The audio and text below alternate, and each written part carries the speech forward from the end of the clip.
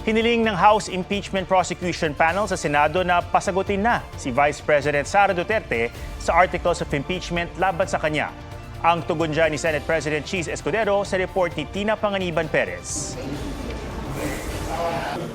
Sa mosyong inihain ng House Impeachment Prosecution Panel, hiningi nila sa Senate Impeachment Court na maglabas na ng summons kay Vice President Sara Duterte para sagutin ang Articles of Impeachment.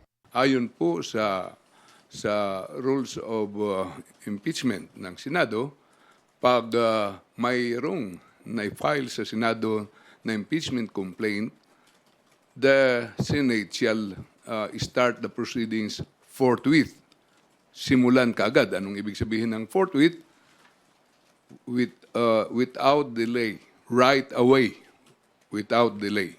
Ang tinutukoy na rules of impeachment ay yung inadopt ng Senado noong 2011. Dito nakasaad na dapat silbihan ng writ of summons ang isang opisyal na na-impeach at sagutin ang mga akusasyon sa loob ng 10 araw.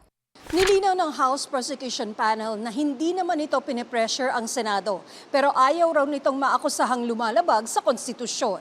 Ayon kay Senate President Cheese Escudero, ire-refer niya ang pleading sa Senate legal team para mapag-usapan nila bukas.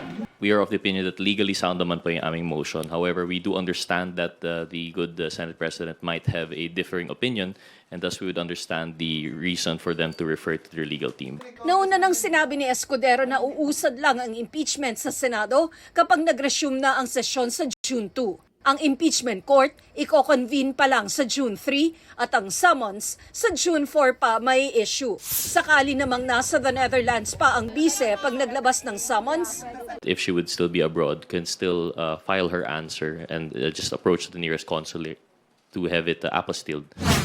sinusubukan pa namin kunan ng pahayag si Duterte. Sa isang panayam, sinabi niyang tuloy ang paghahanda para sa impeachment trial.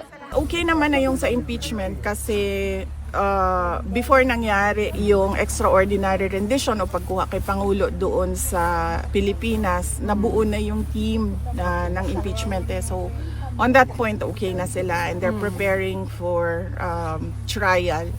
Tina Panganiban Perez, nagbabalita para sa GMA Integrated News. Huwag magpahuli sa mga balitang dapat niyong malaman. Mag-subscribe na sa GMA Integrated News sa YouTube.